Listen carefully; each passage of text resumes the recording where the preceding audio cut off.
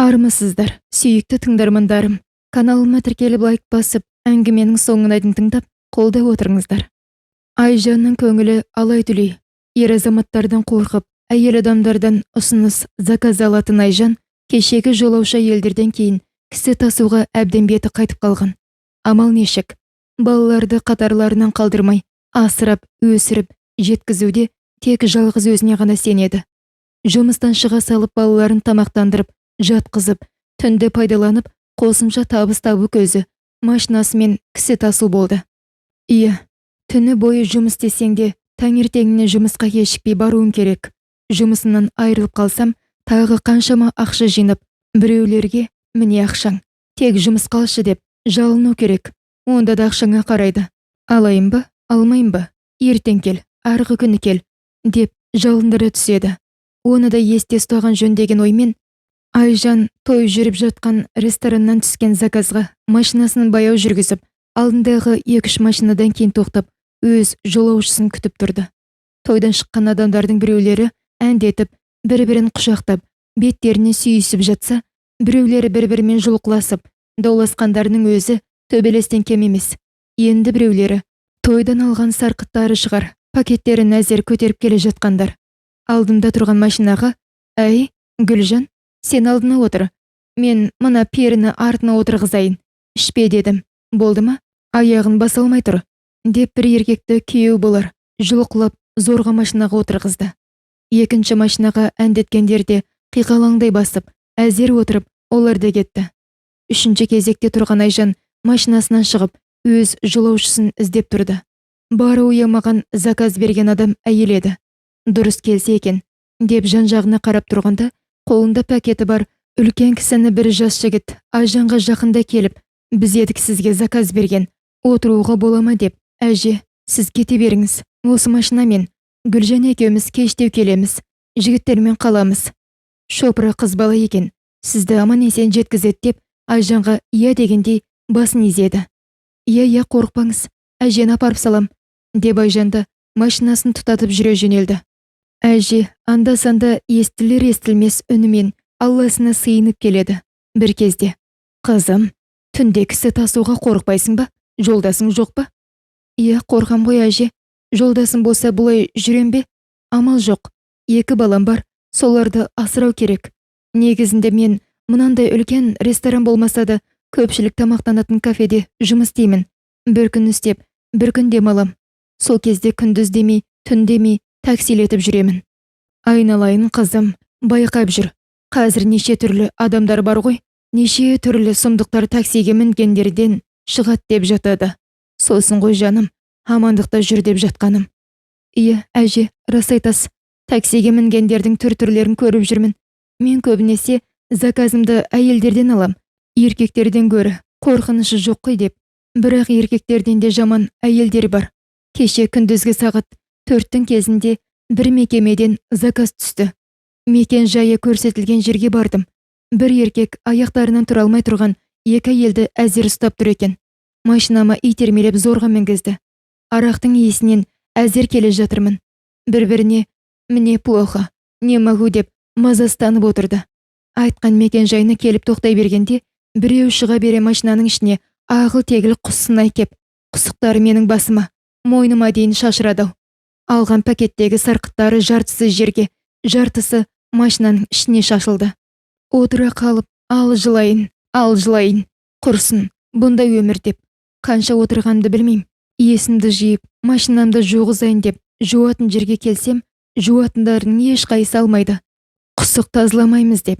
Олай жалындым, бұлай жалындым. Ақсын 2-3 есе төлейм десем де көнбейді. Сол жерде машинамның есігін ашып қойып, отыра қалып, тағы көз жасыма ерік бердім. Енді қайда барайын? Не істейін? Тіпті өзіме өлімді тіледім. Шын өліп кеткім келді. Әйтеуір бір Құдайға қараған үлкенде кісі менің көз жасымды көріп аяды ма? Білмейм. Жақсы, бер кілтіңді. Машинаңды мен тазалап берейін. Өзің біздің душқа кіріп жуын. Менің өзімнің жеркеніп тұрғанымды сезді деймін. Әрі құсықтың шашырандысы шашында тұрғанында көріп тұр. Киімің болса ауыстырып ал деп қолыма душтың кілтін ұстатты. Иә, машинамда запас киімдерімді алып жүретінмін де, душқа кіріп, жуынып шайынып шықсам, Машинамды бір жақсы иісті жуғышпен жуған-ау дейм. Бағанағы құсықта жоқ, сасық иісте жоқ. Машинам тап-таза. Қуанғаным-ай. Ағайды құшақтап алдым да бетіне сүйдім. Міне кілтің, келесі жолы байқап жүр. Мас адамды ешқашан алма, деп бетіме қарады. Рахмет аға, жақсылығыңыз Алладан қайтсын деп, өз бағасынан артық ақша ұсынып едім. Мүлдем бір тиын да алмады. Қолымен алмаған соң қалтасына салуға тырысып едім. Оған да салғызбады. Әже, өмірде осындай қайырымды жандарда бар екен ғой. Бағанағы жылағаным қайда кеткенін білмейм. Қуанғанымнан үйге тура кеттім. Түні бойы ұйықтай алмадым. Жиіркенішті маскүнем әйелдер көз алдымда бір тұрса, қайырымды мейірімді ағайдың бет жүзі көз алдымнан бір кетпеді. Ішімнен, Аллам, ағайды қашанды, қай уақытта болса да қорғай көр, панасы бол, деп айтумен болдым. Қанша ұйықтайын деп, өзімді өзім зорласам да ұйықтай алмадым. Ақыры таңды көз ілместен аттырып, құрсын, енді таксоват етпейм деп шештім. Бірақ балаларымды кім асырайды, кім жеткізеді? Міне, әже, қандай қиыншылық көрсем де, қайтадан машинама мініп, күндемей түндемей кісі тасумен жүрген жанмын. Бағана тойдан шыққандарды көргенде, Аллам, мас адам кездеспесе екен деп, ішімнен сыйынып тұрдым. Бағыма қарай, сіз кездескенде жаман қуандым. Қызым, бұлай жалғыз жүрмей, ауыртпалығыңды бірге көтеретін азамат тауып алуың керек жаным. Әже, бір адам бар, маған көңіл аударып жүрген сияқты. Әйелі 2 жыл болыпты, қайтыс болғаны. Мен оның 6 жастағы қызын келісім шарт бойынша күнде таңертең балабақшаға апарам, кешкісін өз алады. Өзі мемлекеттік қызметте істейді. Олардың жұмыстары кеш бітеді екен. Сол кезде уақыты болмай жатқанда, балабақшадан қызын алып кетіп, үйге кіргізіп кетуімді өтінеді.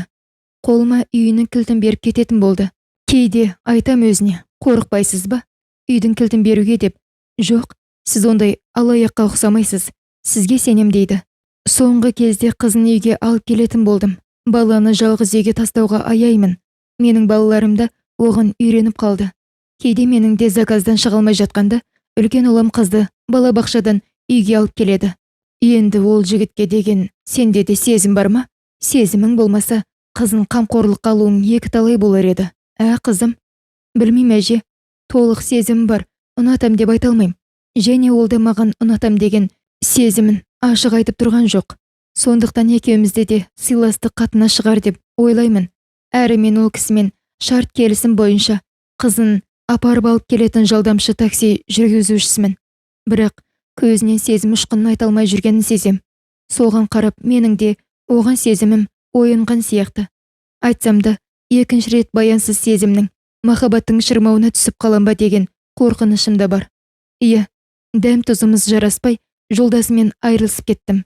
Ол ұзақ әңгіме, әже. Сізбен біраз ішімді тарқатып алдым-ау. Жалықпай тыңдағаныңызға рахмет. Сізді өз әжемді көргенде болдым. Әкемнің тұңғышы болған соң, ата әжемнің қолында өсіп, тәрбиелендім. Мына машина атамның машинасы. Сондай ұқыпты кісі еді. Техниканың хас шебері болатын. Машинаның шығу жылы 20 жылдан асса да, әлі су жаңадай. Жүргізуді де атам марқұм өзі үйретті. Көзінің тірісінде әкеме, ертең мен жоқта ешқайсың машинаға таласпаңдар. Бұл Айжанның машинасы деп айтып кетті. Тұрмысқа шыққаннан кейін інім мініп жүрді. Жолдасымнан айырылысқаннан кейін атамның аманатын орындап, әке машинаны маған берді. Міне, бүгінде сол атамның машинасы мені асырап жүр. Қызым, айналайын, сонда да күнді жүрсең де, түнді жүрсең де, кісі тасығаныңды қой дер едім. Бірде болмаса да, бірде жауыздардың қастығына, маскүнемдердің пипыл әрекеттеріне түсіп қаларсың.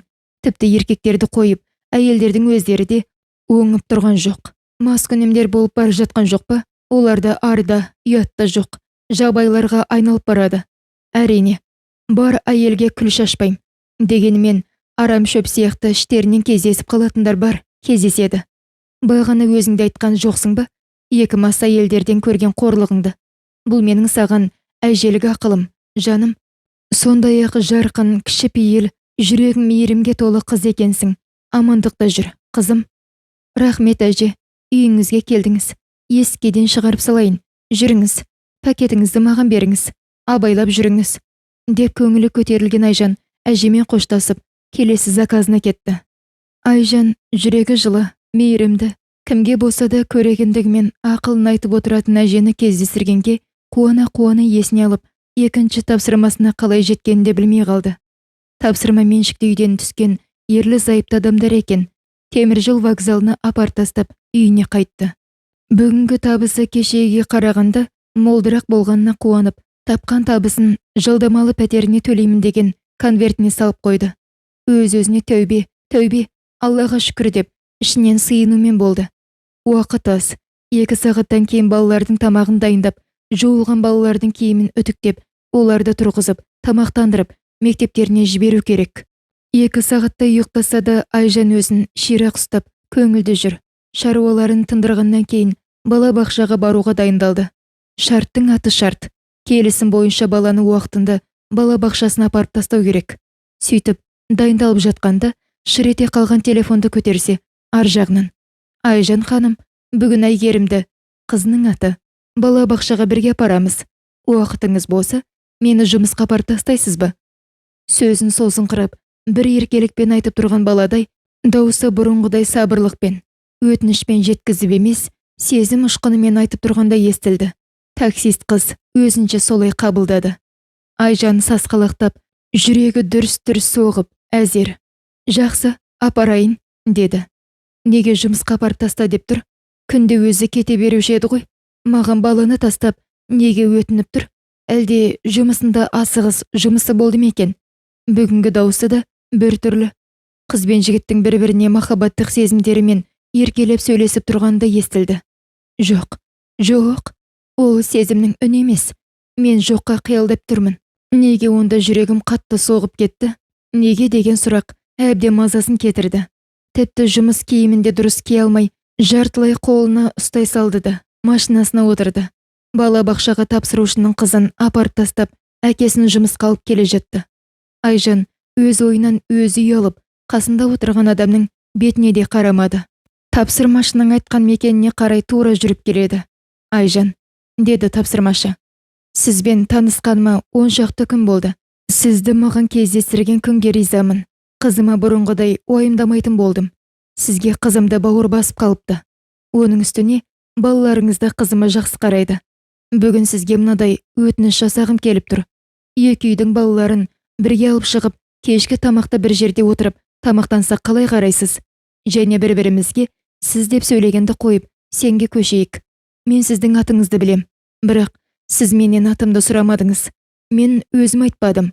Бұдан бұлай маған сіз демей, өз атыммен Әлкен деп атаңыз. Жақсы, атыңызбен айтайын, бірақ сен деп айта алмайым, ерсі сияқты. Осы сөзді әзер айтты. Жүрегі аузына тығылып, Әлкен кешке дейін деп Айжанның қолын ұстап еді. Қолы дірілдеп қоя берді. Әлкенге сақау адамдай, 2 көзі бақырайып, қорыққан үрейдей үнсіз басын изеді. Бұл не? Неге жүрегім аттай тулап тұр? Деген сезіммен машинасын жылжытты. Тапсырушының бүгінгі қылығынан әбден мазасы кетті. Тура тас жолмен келе жатыр, бірақ қайда келе жатқан білмейді. Тек өзіне өзі сұрақ қоюмен келеді. Неге тапсырушы қолымды қысып ұстап жібермей тұрды? Мені тексергісі келді ме? Айтқаныма құлай түсіп, оңай уысыма түсетін әйел ме екен деп сынамақшы болды ма? Жоқ, оған ұқсамайды. Меніңше, шын ниетімен балалармен бірге тамақтануға шақырып тұр. Әрі соңғы күндері үйінің кілтін де беріп қойды. Қызын бала бақшадан алып, үйіне кіргізіп, өзі келгенше тосып отыра тұруымды өтініп жүр. Бірақ мен үйінің кілтін алғанмен үйіне кірмей, қызын менің үйінен алып кетуді өтіндім. Осындай оймен өзімен өзі сөйлесіп келе жатқанда, алдында қолдарында дәптерлерін ұстаған 2 жігіт тұр екен. Оқу орындарына апарып тастауларын өтінді. Айтқан бағаға келіскендерін білдіріп, бастарын изеп, машинаға отырды. Айтқан жерлеріне келгенде: апай, төлейтін ақшамыз жоқ еді, кешіріңіз, ұялып тұрмыз. Алдап мінгенімізге тағы кешірім сұраймыз.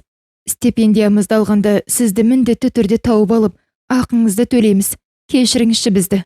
Жақсы, барыңдар, сабақтарыңнан қалмаңдар, деп Айжан ренжіген білдірмей, үнсіз жігіттердің бетіне қарады. Ештеңе айтпады. Тек басын изеп, күлімсіреді. Қуанғандарынан 2 жігіт Айжанның боларда болмас телефон нөмірін алып, қоштасып кете барды. Алдап мінсе де, екі жігітке Айжан ренжімеді. Дегенмен кешірім сұрап, шындықтарын айтқандарының өзі әдептіліктің белгісі деп түсінді. Өйткені кешегі студенттік кездерінде талай ақшасыз жүретін күндері еске түсті. Айжан сырттарынан қарап, біраз отырыңқырап қалды да, келесі заказына бет алды. Заказ жеке үйде тұратындардан түсті. Негізі, сөздеріне қарағанда кішігірім тойдан шыққан сияқты. Түріне, киім кейістеріне қарағанда Айжанның көзіне интеллигент ата мен әже сияқты болып көрінді. Таксист қыз машинасын есігін ашып, «Ата, отырыңыздар», деп әдептілік танытты. Ата бәйбішесін қолынан ұстап, байқап отыр, аяғыңды қатты бүкпе, тізеңді баса алмай қаласың, деп әжені бірінші отырғызып, кемпірінің қолындағы пакетін өзі ұстап, кейін машинаға өзі отырды. Көбіне еркектер өздері бірінші отырып, әйелдерін артынан отырғызып жатады ғой. Қандай сыйластық. Қанша жасқа келсе де, бұндай сыйластық шынайы махаббаттың, сезімнің сөнбеген көрінісі. Жаңа танысып жүрген қыз бен жігіттей көрінеді. Таксист қыз амалсыз жымиып, екеуіне қараумен болды. Ішті риза болған Айжан нағыз интеллигент кемпір шал деп айтқан мекен жайға бет алды. Ата мен әжей тойдың әңгімесін қыздырып келеді. «Ата, Рахимада еш жоқ. О заманда бұл заманда еркектерге дорба қалта арнау қайдан шыққан дәстүр? Мүлдем ұят болды. Енді қатындарды қойып, еркектерге де қалта арнайтын қайдан шыққан салт дәстүр? Еркектер де ұялмай соған таласып жатыр. Қали, сенің тақияң керек жоқ. Маған ойнайтын қарт пен коньякты бермедің» деп, қаппастың бетіне алған затын лақтырып жіберді. «Тоқтай тұрсаңдаршы, әлі бәрін шығарған жоқпын. Мә, кімне алсаңдар да, соны алыңдар» деп, қаппас дорбаны столға шашып тастады. Ой, пырмай, соны күтіп тұр екен. Жан-жақтан қолдарын салып жіберіп талап алды. Ортада отырған молдадан жаман ұялдым. Ол кісі екеуміз қызықтарына қарап таң қалып, басымызды шайқап отыра бердік. Әже де әңгімеге араласты. Ар жақта отырып бізде сендердің таластарыңа қарап ұялып отырдық. Бірақ бұл да қуанышты салттың бір түрі шығар. Рахиманың таппайтыны жоқ. Енді жұртпен сенде бірдеңе алмады ма, сыпиып шыға келіпсің. Содан, молдеке, өзіңіз ойнамасаңыз да үйдегі балалар ойнар, мына тақия мен қартты алыңыз демесі бар ма? Қалидың және қолында ұстап тұрған арағы бар. Молдаға аласпа дегендей ымбілдіріп бажырая көзіне қарады. Молда орнынан түрегеліп тұрды да, «Имансыз әдепсіздер», деп сілкініп үйден шығып кетті. Молдаға еріп мен де шығып кеттім. Ұят болды. Рахима 1 жасқа толған немересіне бата тілек айтуға шақырып, барлық тойларының шырқын еркектерге қалта келіп таратқаны ерсі болды. Сонда анау қалтаға салған картасы мен арағы, ертең немересі өскенде ойнағаны карта, ішкені арақ болсын деген тілек айтуымыз керек пе еді? Соған жетелеп тұрған жоқ па? Опасыз дүние-ай. Заманымыздың жаңа түрі осы ма? Мына ойлап тапқан масқара салт дәстүрі ертең етек жайып кетсе не болмақ? Сенде отырсың ғой, немерем 13-ке толады, мүшелі жасқа толады, Әділ ханым. Тойлаймын алтынымды деп. Енді сен қалай Рахимадан қаласың? Ертең сенде тойыңа осылай дайындаласың ба? Ашулы үнмен айтты. Кешке кездесуге дайындалуым керек. Жоқ, барайын ба, бармайын ба деп. Екі ойлы болып сонда да киімдерін дайындайын деп, шкафты ашып ойланып тұрғанда, Айжан, дайынсың ба? Жұмыста жүрсің бе? Бүгін жұмысыңнан ертерек шығарсың. Мен тамақтанатын орынға тапсырыс беріп қойдым. Балаларды алып шыға бер. Балабақшада кездесеміз. Деп әлкен Айжанның жауабын күтпей, қоңырауын қоя салды. Айжан біраз ойланқырап тұрды да, «Балалар, киініңдер. Әйгерімнің папасы бізді кешкі асқа кафеге, өзімді білмейм, қай тамақ орын екенін айта салдым, шақырды. Ура, кафеге барамыз», деп қуанғандарынан киіне бастады. Балалар киінгенімен Айжан әлі шкафтың алдында, ана көйлегін бір ұстап, мына көйлегін бір ұстап, ойланқырап, кідіріңкіреп, ақыры жұпыны киініп, шалбармен шықты. Сәнденіп киінбеді. Қуанғанынан сәнденіп киініпті ғой деп ойланып қалар. Одан да жұмысқа киіп жүрген киімдерімен бара берейін деп, бұрынғыдай уақытында балабақшаға келіп тұрса, әлкен балабақшадан қызын алып, Айжандарды күтіп тұр екен. Кеттік, осы мекен жайға барамыз деп, телефонын көрсетті. Айжан таңертеңгіде қобалжыған жоқ. Орында нық отырып, айтқан жерге келді. балалар ойнайтын жеке залы және оларды ойнататын аниматорлары бар кафе екен. Даяшылар тапсырма берілген столға отырғызып, тамақтарын қоя бастады. Балалар, сендер қазір тамақтарыңды ішкеннен кейін балалар ойын залына барасыңдар. Қалаған ойындарыңды ойнаңдар. Онда тәрбиеші, аниматорлар бар. Тәртіп сақтап ойнаңдар. Біз сендерді осы жерде күтеміз. Деп Әлкен балаларды қуантты. Айжан балаларды ойын залына жіберіп, өзімен жеке қалғысы келген Әлкеннің ойын бірден түсінді. Балалар тамақтанып алды да ойын залына жүгіре кетті. Айжан, сен менен сұрамасаң да өзім туралы айтып таныстырып кетейін. Мен балалар үйінде тәрбиеленгенмін. Әке-шешем тоқталып үнсіз кідіріп қалды да, айтуыма қиын болса да айтайын. Маскүнемдіктерінен, ата-ана құқықтарынан айырылған. Отбасында қарындасым екеуміз едік. Ол кезде мен 7 жаста, қарындасым 4 жаста болатын. Бізді жаңа ата-аналар асырап алды. Ол кісілер туған балаларындай тәрбиелеп, асырап бақты. Сондай кішіпейілді, мейірімді жандар еді. Тап осы кісілердің бізге кездескеніне Аллама сансыз шүкір деймін. Кейбір ата-аналар туған балаларына дұрыс тәрбие беріп, асырап бағып жеткізе алмайтындар бар ғой. Біздің туған әке-шешелеріміз сияқты. Қиналып, әзер айтты. Біз осы әке-шешемізге шексіз ризамыз. Мені жоғарғы оқу орнының заң факультетін, қарындасымды аспазшы дайындайтын колледжге түсірді. Екеуміз де оқу орындарын бітіріп, өз мамандығымызбен жұмысқа тұрдық. Әке-шешеміздің асырап алған қуанышында шек болмады. Ата-анама ұнамаса да, мен өзіммен бірге балалар үйінде тәрбиеленген қызға үйлендім. Оның шешесі қызын туғаннан тастап кеткен. Содан балалар үйінде ержеткенше тәрбиеленген. Сондай пысық, ақ көңіл, өткір, ақылды қыз еді. Әке-шешем келіндермен бірге тұрғысы келмей, бізді жеке үйге шығарды. Үйді де өздері алып берді. Әйелім аяғы ауыр болғанда, денсаулығы төмендеп кетті. Қант дегені біресе жоғары, біресе тіпті төмен түсіп кететін болды. Әйгерімге күні жеткенде, дәрігерлер не баланы, не анасын жоғалтып алу қаупі бар деп ескертті. Ақыры бала аман қалды да, анасы бақилық болды. Үнсіз жерге қарап отырып қалды. Бала ауруханада бір ай жатқаннан кейін үйге алдық. Марқұм асыраған шешем күні-түні ұйықтамай, Әйгерімді 3-ке келгенше бағып қағып өсіргенін қайтейін. Коронавирус, жалмауыз, әке-шешемді бірінің артынан бірін алып кетті. Әлкен ақырғы сөздерін көздерін иығына бұрып, тесіле алысқа қарап, көзінің дымданғанын көрсетпей, тоқтап әзер айтты.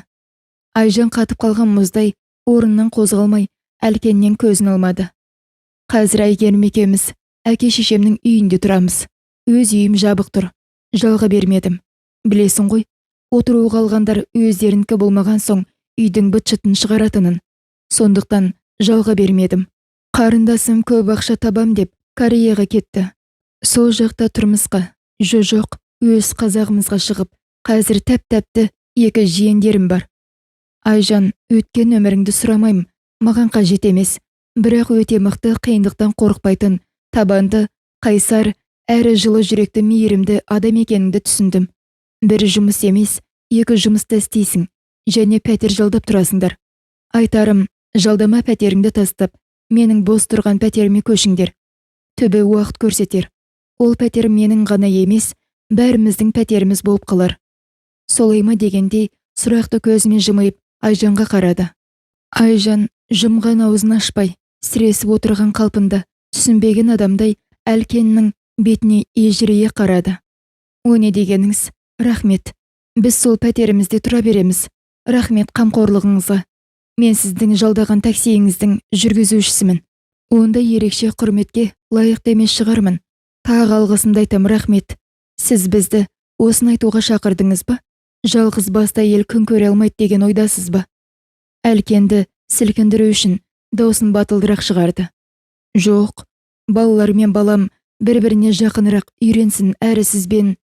Әлкен, сенен сізге көшті де, жетік танысудың реті келмей жүреді. Сондықтан басымызды қосқаным ғой. Ренжіп қалдыңыз ба? Менің ешқандай жаман ойым жоқ.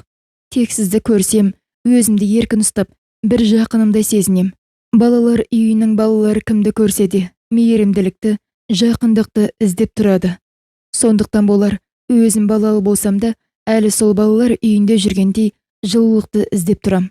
Әке-шешем о дүниелік болып кеткеннен кейін мейірім мен жақындығын төгетін ешкімім болмай қалған соң, жылауық, көңілшек балаға ұқсап кетем. Кешіріңіз, эмоцияға беріліп кеттім-ау дейм. Қабағын түйіп, жерге қарап айтты. Жоқ, әлеке, қайта мен сізді ренжітіп алдым-ау дейм. Кешірім болсын деп, Айжан Әлкенің қолын ұстады. Екеуінің көздері түйісіп қолдарын жібермей ұстаңқырап тұрды. Қос жүректің сезімін екеуі де сезгендей болды. Бірақ сезсе де сыртқы шығармауларына тырысты. Әлкен, балаларды шақырайық, үйге қайтайық, ертең жұмыс дегендей. Сыйластық танытып мені басынан аяғына дейін тыңдап, уақытыңызды бөлгеніңізге, Айжан, сізге рахмет айтам. Бұл отырыс соңы болмас, алда демалыс күндер бар. Балаларды алып шығып қыдыртайық, бірге болайық. Айжан, сіз маған таксист емес, сырлас досым. Кідіріп, тіпті одан да жақын адамға ұқсатам. Сондықтан сізбен еркін қысылмай, ашық сөйлесіп отырғанымды түсінерсіз, деп ойлаймын. Егер достықпен әлде турасын айтайын ба дегендей кідіріңкіреп, қолымды соссам, әлі талай кездесулер болар деп үміттенем, деп Айжанның қолын ұстады. Таксист қыздың бағанағыдай батылдық емес, нәзіктік қылығымен Әлкеннің көзіне күлімдеп қарады. Сонымен алғашқы свиданиялары осылай аяқталып, таксист қыз әке мен қызын үйлеріне апарып тастап, балаларымен үйіне қайтты. Біреулер таңғы сағат 5-ке заказ беріп қойыпты. 2-3 сағат демалып, тапсырысқа шығам деп жатып еді. Ұйқы келмей-ақ қойды. Оның үстіне балалары, мама, Әйгерімнің папасы қандай жақсы кісі. Бізді тағы шақырса, барамыз ба? Бірге қыдырамыз ба? Деп қоймайды. Әбден мазасы кетті. Құлағынан Әлкеннің айтқан түбі уақыт көрсетер. Ол пәтер менің ғана емес, бәріміздің пәтеріміз болып қалар. Деген сөзімен солай ма дегендей сұрақты көз алдынан кетпей қойды. Егер екі отбасын қосайық десе не айтам? Айжан сол ұйықтамаған қалпында сағат 5-ке берген тапсырма бойынша заказын орындап келді. Көзіне ұйқы тығылып тұрса да, балаларының тамағын дайындап, үйінің шаң-тозаңын сүртіп, балабақшаға баруға дайындалды. Әлкенмен жақындау таныс болса да, әлі де өзін тапсырма орындаушы, таксист ретінде көреді. Дегенмен кешегі отырыстан кейін Әлкен кім, мен кім деген сұрақ ойынан кетпей қойды. Қандай ойда болса да, бұрынғыда келісім бойынша баланы балабақшасына апару керек деп, тапсырушы үйінің алдына келіп тоқтады. Әлкен қызымен тосып тұр екен. Әйгерім, мама Айжан, деп таксист қызды құшақтай алды. Айжанға бұрын тәте дейтін қыз, неге мама Айжан деп тұр дегендей сұрақты көзімен Әлкенге қарады. Әлкеннің түрінен ұйықтамай, шаршап тұрғаны көрініп тұрса да, Айжанға күлімсіреп қарап амандасып, Айжан, кешіріңіз, қызым түні бойы бәрінде мама бар, менде неге мама жоқ деген сұрақтың астын алды. Содан маған Айжан тәтеге мама деп айтайын ба деп қоймады. Сосын жарайды деп келісе салып едім. Сол бойынша айтып тұрғаны ғой. Кешіріңіз, менің ойнап айта салғанымды бала қайдан түсінсін? Баланың аузына Құдай салады, дейді. Шындық қайнаса, қызым емес, мен де қуанар едім деп. Ойы шыны аралас Әлкен Айжанға күле қарады. Айжан Әлкенге тік қарап, жауап қайтармай, баланы мінгізіп алып, балабақшаға бет алды. Артта қалған Әлкен Айжанның қарасынан бірдеңе бүлдіріп алдым ба дегендей, күдік оймен басқа таксимен жұмысына кетті. Түні бойы ұйықтай алмаған Айжан балабақшасынан кейін ешқандай заказ алмай үйіне қайтты. Қатты ұйықтап кеткен екен, сылдырлаған телефон дауысынан оянып, телефонын көтерсе, ар жағынан жұмыс орнынан. Айжан, жылдам жет жұмысқа.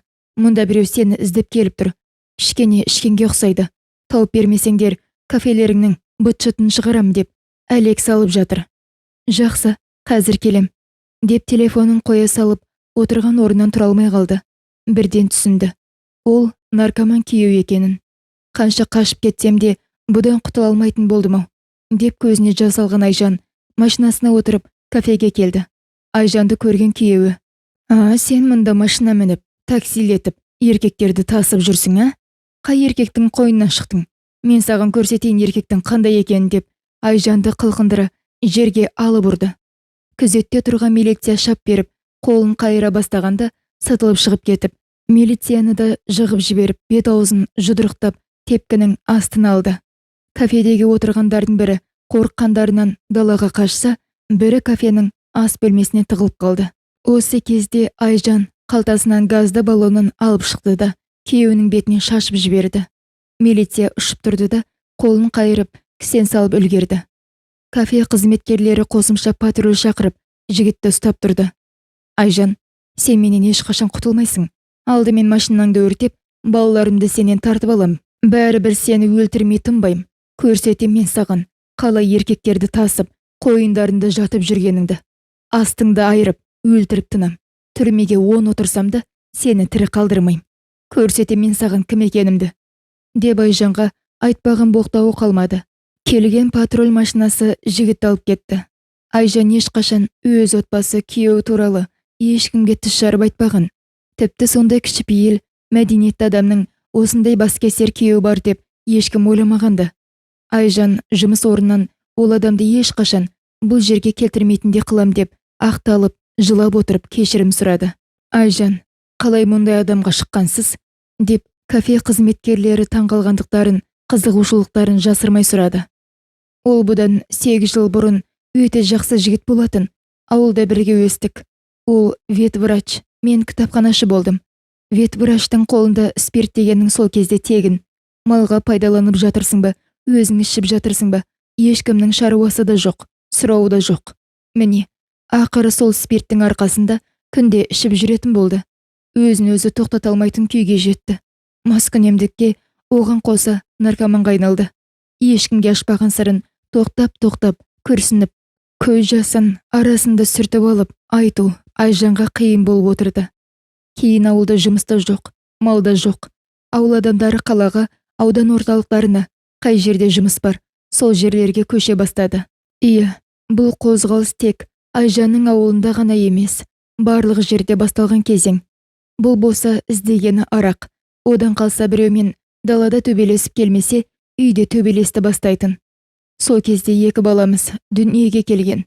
Балаларым әкелерінен қорыққандарынан түнде ұйықтай алмайтын, шошыма ауруға айналды. Үнсіз, көз жасы төмен қарап отырып қалды. Шыдай алмағандықтан балаларымды алып, алдымен әке-шешеме, артынан осы қалаға келдім. Ол болса, ақыры есірткі сатып жүріп, түрмеден бірақ шықты. Шыға салып келіп тұрғаны жаңағы ғой. Кешіріңіздер, менің кесірімнен келеңсіз жағдайда қалдыңыздар. Қасында отырған қызметкерлердің әрқайсының бетіне кідіріп қарып, басын изеді. Менің отбасылық тірлігім осындай болды. Сондықтан ешкімге күйеуім бар деп айтпаймын да. Енді бар тірлігімді өздеріңіз білдіңіздер. Тек аман-есен балаларымды ержеткізсем екен, қатарынан қалдырмасам екен, бар ғұмырымды балаларыма арнаймын. Тек солар аман болсын деймін. Деп қасында отырған бастығының қолын ұстады. Айжан, сіз мынадай хайуанмен күресте жүрген нағыз батыр, қайратты, қайсар, төзімді, шыдамды, анасыз, әйелсіз, жолдассыз, қызметтессіз. Біз енді сіздің қасыңызда жүріп, мұндай қорлыққа, зомбылыққа, қиыншылыққа жол бергізбейміз. Бізге арқа сүйеңіз.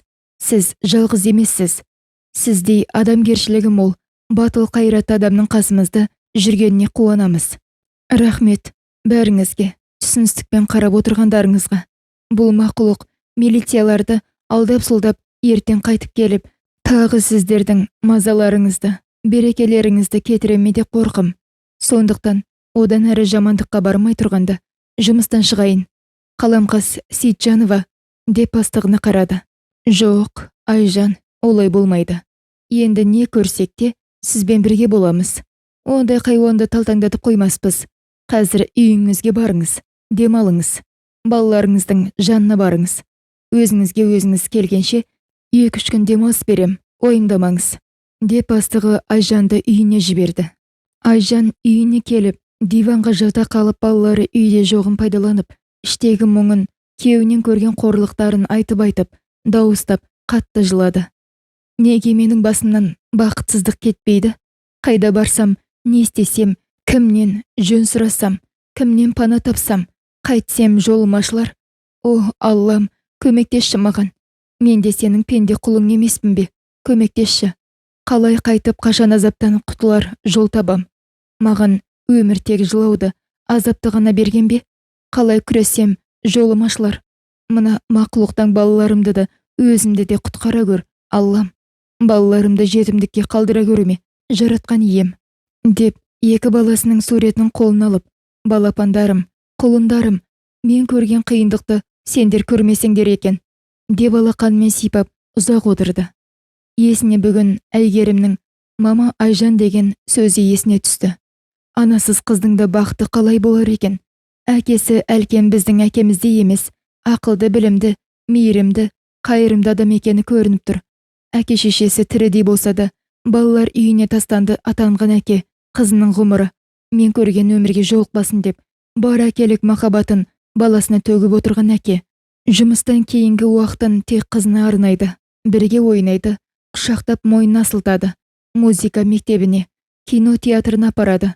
Не керек, қызына бар жағдайды жасап, не айтса, соның бәрін орындайды.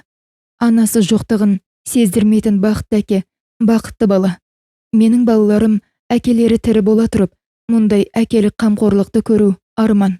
Өмір, өмір, бір қиыншылықтың артынан бір жақсылық келер дегендей, менің балаларымды да қуантатын күн келер, деп есін жиды. Әлкен, Әлкен, неге сені маған ерте кездестірмеді? Мүмкін, бүгінгі өмірім сенімен бақытты болар ма еді? Деп ішінен толғанған Айжан Әлкенге звондап, бүгін шұғыл шаруам шығып қалды, балабақшаға бара алмайтынын айтып еді. Айжан, қандай шұғыл шаруа? Мүмкін менің көмегім керек болар, бірге шешейік. Даусың біртүрлі шығады, маған үрейлі дауыс сияқты естіліп тұр. Жоқ, рахмет, оны сіз істей алмайсыз, тек өзім ғана орындайтын шаруа. Айжан, мен негізі заңгер юристпін ғой. Біз дегендер әр адамның сөйлеген сөзінен, тіпті дауыс ырғағынан да, сол адамның көңіл күйінен бір шаруаның ізін сезіп тұрамыз. Соған қарап сіздің шаруаңыз мен шешетін шаруа сияқты. Шындығыңызды айтып, менімен бөлісіңіз. Бірге шешетін шаруа екенін сезіп тұрмын, Айжан. Әйгерім кешке сізді көрмесе жылайтын болды. Кеше түні бойы сізді айтып, көпке дейін ұйықтамады. Сондықтан анасын сағынған бала сізге таңертең мама Айжан дегені де сол. Қызым сіздерге мүлдем бауыр басып қалыпты. Екінің бірінде сіздің үйге барайықшы деп тұрады. Және сіздің балаларыңызда Әйгерімге жақсы қарайды екен. Мүмкін мен сізге келейін? Жоқ, рахмет, келмей қойыңыз. Әйгерімге бірдеңе деп түсіндірерсіз. Ертең таңертең уақытында келем. Бүгін өзім жалғыз қалғым келеді. Айып етпеңіз. Бұрынғыдай ертең кездесеміз. Баланы балабақшасына апарам, ойымдамаңыз. Деп таксист қыз телефонды қоя салды. Әлкен Айжанның даусынан бір келеңсіз жағдайдың болған түсінді. Не болды екен? Машинасын соғып алды ма?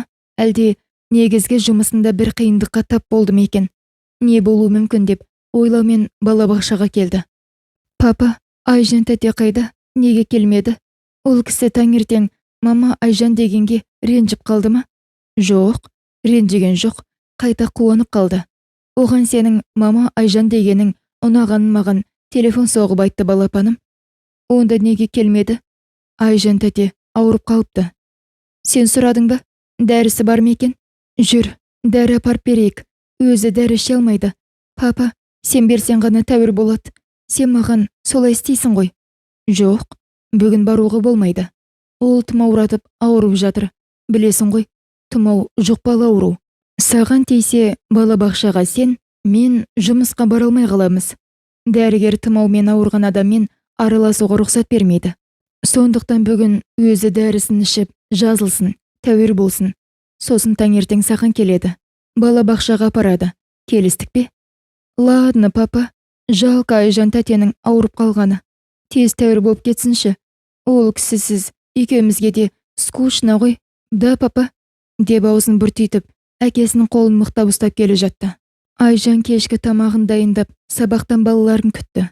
Ойы бүгін әкелерінің келгенін бүлік шығарған айтайын ба, айтпайын ба деп, екі ойлы болып жүр.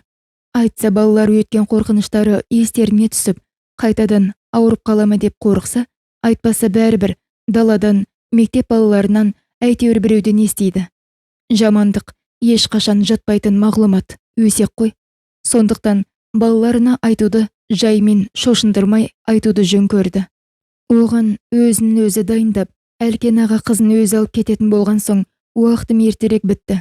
Сендерге ерекше тамақ дайындап жатырмын деп, көңілдерін көтертіп айтуды ойластырды. Іші қан жұтып тұрса да, балаларына білдіртпей солай жеткізді. Қараша үйден ханша шығар, ана сенсің Айжан.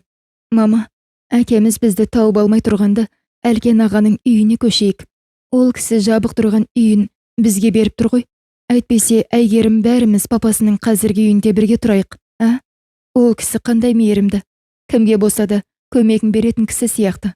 Қызымен бірге бізге де қамқорын көрсетіп жүр ғой мама. Әйгерім қандай бақытты қыз. Әлкен аға сияқты әкесі бар бақытты қызды, мама. Ол кісі төбелеспек түгілі ұрысуды білмейтін шығар.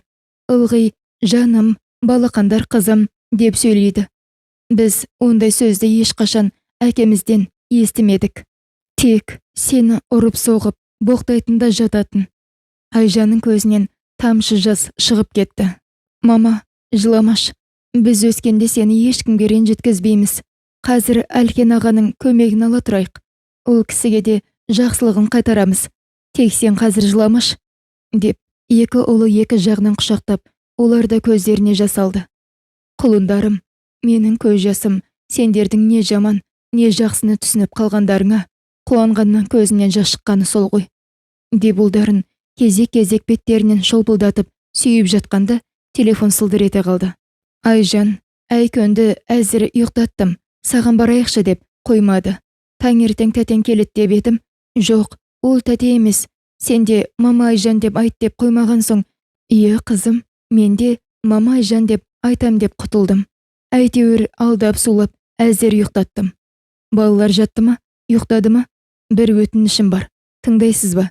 Уақытыңызды бөлеспе? Ие, айтыңыз, тыңдап тұрмын. Балалар ұйықтай қойған жоқ, сонда да жатыр. Бұларды ана мынаны айтып, маған ақыл кеңес беріп, өздерінше өскендіктерін білдіріп, біраз әңгіме дүкен құрып, әйтеуір жатты.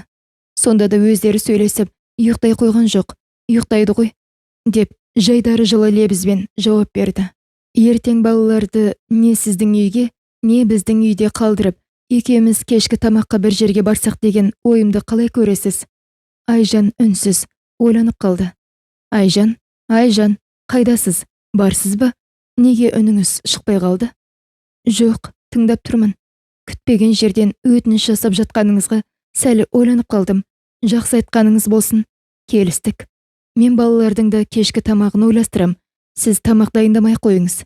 Бәрі окей болады. Деп Әлкен қоштасып, қайырлы түнін айтып, телефонын жапты. Күні бойы зілді оймен жүрген Айжан күтпеген жерден Әлкеннің ұсынысынан көңіл күйі көтерілгендей болып, балаларының жанына келді. Мама, неге бағынағыдай емес, көңіліңіз көтеріңкі болып тұрғандайсыз? Кім қоңырау соқты? Тап әкеміз емес шығар деп, Алихан, үлкен ұлы, сұрақты көзімен сығырайтып қарады. Қоңырау салған Әлкен ағаларың. Не деді? Сендерді Әйгеріммен бірге бір жерде тамақтандырайық. Қалай қарайсыз деді. Сен? Жарайды дедім. Ура! Тағы Әлкен ағамен бірге боламыз. Айттық қой мама, ол кісі өте жақсы адам деп. Бағанадан бері сол ағайларыңды айтып қоймап едіңдер. Естіп қойдау дейм. Ертең тағы кездесетін болдыңдар. Ұйықтаңдар енді. Сұраған тілектеріңді Құдай берді. Уақыт кеш болды. Сабақтарыңа ұйықтап қаласыңдар. Жатыңдар, ұйықтаңдар. Деп Айжан балалар бөлмесін жауып, өз төсегіне келді. Таксист қыз, біресе күйеуінің бүгінгі зұлымдық әрекеті есіне түссе, біресе Әлкеннің жеке кездесуге шақырғаны ойландырып тастады. Шым-шытырық ойлар Айжанның ұйқысын шайдай ашып, тағы кірпік қақпай таңын атыратын болды. Ақ пен қара неге қатар жүреді деген шытырман оймен талықсып барып ұйқыға кетті. Өзіңді бір көргеннен кең пейілді, адал ниетті, ақ жүректі, ибалы, қайырымды адам екеніңді, оның үстіне қызыма керек ана сен екеніңді түсіндім. Саған деген сезімім ашылды. Шын жүрегімен мені өзіңе ғашық еттің. Неше күннен бері осы сезімімді айта алмай жүредім. Қызым, мама Айжанға барайықшы, сол үйде бәріміз тұрайықшы деп айтуды қоймай қойды. Сосын батылдық жинап, бүгін саған сезімді жеткізуге шақырған жоспарым еді. Қабыл алшы, деп қолына сақина ұсынды. Күтпеген жерден Бағанағы қара ойлары қалай сейіліп кеткен білмей қалған Айжан таңырқана Әлкеннің бетіне бір, Сақинаға бір қарап: "Бұл шешіміңіз ерте емес пе? Әрі балалар қалай қабылдайды? Мен жалғыз басты әйел, сіз жалғыз басты еркек емеспіз. Балалардың келісімінсіз өз бетімен шешілмейтін өтініш айтып отырсыз. Және туған туыстарыңыз түремшіктің әйеліне үйленді деген өсекке қалмайсыз ба? Абыройыңызға дақ түседі деп ойламадыңыз ба? Мен әйелді туған туысқа, жұртқа жақсын деп үйленбеймін. Өз сезімімнің махаббатын көру үшін, өзім үшін үйленем. Олар маған әйел, қызыма ана болмас. Сондықтан Айжан, өткен өмірді артқа қалдырып, балалар үшін екі отбасын біріктіріп, жаңа өмір бастайық. Шын ниетіммен өзіңді мейлінше ұнатқанымнан осындай қадам жасап отырмын. Қолымды қақпаш. Мен қалай бармын, солай қабылдаш. Кигізейінші Сақинамды, рұқсат етші. Қалай Сақинаңызды кигізейін? Балалардың келісімін алмай? Айжан, мен таныған балалар болса, олар бізге қарсы болмайды. Қазір шақырып алып сұрайықшы. Қалай айтамыз? Мен балаларымнан ұялам. Кеше әкесі келіп, бүлік шығарып кетпей жатып, шешеміз күйеуге тием деп жатыр ма деп қарсылық білдірсе, қабылдайсыз ба? Мен қай жауапқа болса да дайынмын. Бірақ Алихан мен Әміржан олай айтпайды. Көрейік. Тек өзің алдымен мені қабылдаш. Сосын балалардан сұрап көрейік. Әлкен балаларды алып келіп: "Алихан, Әміржан, біз бәріміз бөлек-бөлек үйде тұрмай, бір үйде тұрсақ қалай қарайсыңдар? Мен сендерге әке, Әйгерімге мамаларың мама болсын. Сөйтіп бір отбасы болайық деп мамаларыңнан өтініп отырмын. Олай болса, сіз мамама маған күйеуге шық деп отырсыз ба? Жақсылап ойландыңыз ба?" Алихан есейіп, ақылы кіріп қалған бала. Әлкеннің жұмбақтай алыстан жақындата айтқан ойын бірден түсінді. "Иә, Алихан, мамаларың екі үйдің мамасы болса, бәрімізге жақсы болады. Мені қабылдайсыңдар ма? Мен сендерді өз балаларым, Әйгерімнің ағалары деп қабылдаймын. Келістік пе? Міне, мамаларыңның қолына Сақина салам. Рұқсат етесіңдер ме?" Алихан мамасына бір, Әміржанға бір сұрақты көзімен қарады. Іштей қуанып тұрса да, сыртқа білдіртпей тұр. "Әлкен аға, бұл ұсынысыңызды біз емес, анамыз өзі шешсін. Ертең анам қиналмаса екен" деген сөзін айтқанда, көзінен жастың қалай тамшылап кеткен байқамай қалды. Алихан анасын құшақтаған қалпында көзін жауып алып, басын көтермеді. "Папа, мама, Айжан, бізбен тұра ма? Ура! Алихан, Әміржан, бәріміз бірге тұрамыз. Тек кімнің үйінде тұрамыз? Алихан біздің үй үлкен, атам мен әжемнің үйі. Бәріміз сиямыз. Бізге көшіңдер. Мама, Айжан мен сендер әжем мен атамның бөлмесінде жатасыңдар. Біз, папам екеуміз, өз бөлмемізде жатамыз" деп қуанып әкесінің алдына отыра кетті. Уақыт өтіп жатты. Ағасының тойына келген қарындасы отбасымен елінде қалды. Айжан жұмыстарын тастап, енді үш отбасының үйітқысына айналды. Әлкен мен Айжанның ортақ екі қызы дүниеге келді. Алихан Әлкен сияқты заң қызметкері, Әміржан архитектор, Әйгерім ғылыми медициналық кандидаттығын қорғау жолында оқу үстінде жүр. Екі қыздары әлі мектеп оқушылары. Бірі 11-ші сыныпта, бірі 9-ші сыныпта. Әлкен бүгінде сенатор депутаты, еліміздің келешек президенттігіне түсетін тізімінде тұр. Бақыт отбасы. Айжан қолы жеткен бақытқа Әлкеннің шынайы махаббаты, тәрбиелігі, жауаптылығының арқасында жеткенін мақтанышпен айтып келе жатты. Ал мен айтар едім, еркек көтере алмайтын жүкті әйел көтереді дегенді. Айжанның қайратты, қайсарлы, ақылды, төзімді мінезі мен кісілігі екі отбасының бақытын ашты. Әңгіменің соңы. Каналыма тіркеліп лайк басып, әңгімені қолдай отырыңыздар. Тыңдағандарыңыз рахмет.